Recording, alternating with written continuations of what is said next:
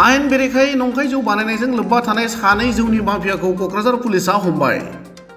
थांनाय 23 जुन खालारखालि गुवाहाटीनि एक्साइज बिफाना मोनसे इसिङारि सुलुंनि बिथा खालामनानै क'क्राझार जिल्लानि बिसमुरि पुलिस आउटपस्टनि सिङाव थानाय समरपुर गामियाव आयेन बेरेखायै बिलाथि जौ बानायग्रा जायगाखौ संदाननानै हमनो हादोंमोन आरो लोगोसेनो बे जायगायाव नंखाय जौ बानायग्रा गोबां बिबांनि मुवा बेसाद स्पिरिट आरो बथलफोरखौ मोननो हादोंमोन। आयेन बेरेखायै बिलाथि जौ बानायनायजों लोब्बा थानाय दायनिगिरिफोरनि हेंथायै क'क्राझार पुलिस थानायाव केस नं 147/2024 U/S 120B 270/472/307/328 IPC RW section 531A Assam excise आयेननि आवथायाव केस रेजिस्टार खालामदोंमोन।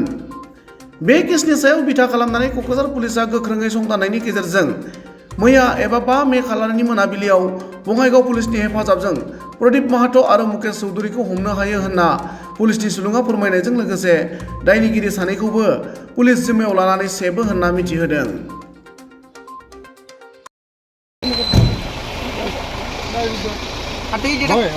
দাদা কিবা বনাইছিল সঁচাকৈ বনাইছিল নেকি? নাই নাই বনাব নিদিব। কি নাম আপোনাৰ? মুকেশ চৌধুৰী। ইছলামে ফসাইছে মানুহ। চৰকাৰ তৰফৰ পাৰ্টি ইফৰো গ'ল। চৰকাৰ পাৰ্টি আপোনালোকে বোলে 2 নম্বৰ মটৰ ফেক্টৰী বনাইছিলে বিষ্ণুৰে ইয়াত জড়িত বোলে? এগুলো একো নাই সব মিছা কথা। আচ্ছা মানুহ ফসাইছে। আৰু কোন কোন জড়িত আছে আৰু কোন কোন জড়িত আছে? এনে আমাক বঙাইগাঁৱৰ পৰা কালি বুধা লৈ আহিছে। বুধা পইচা কৈছিলে 5 মিনিট পাছত আপোনালোকক এৰি দিম বুলি। ইয়াত আটকাই ৰাখম। 아니 소개 시간에 그러면 나 이거 시 오시네 시지 오라고 그래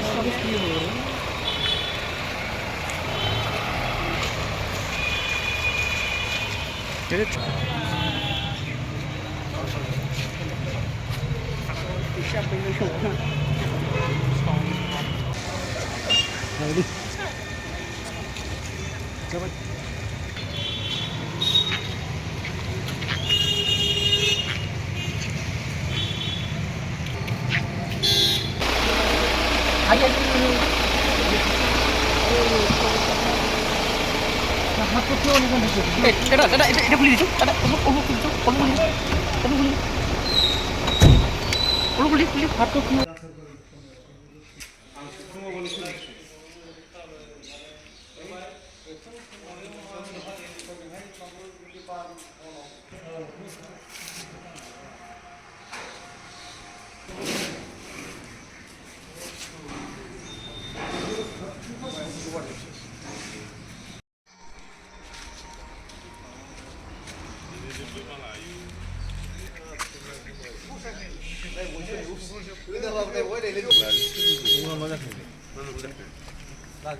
Ladura, mana sih mau kudu?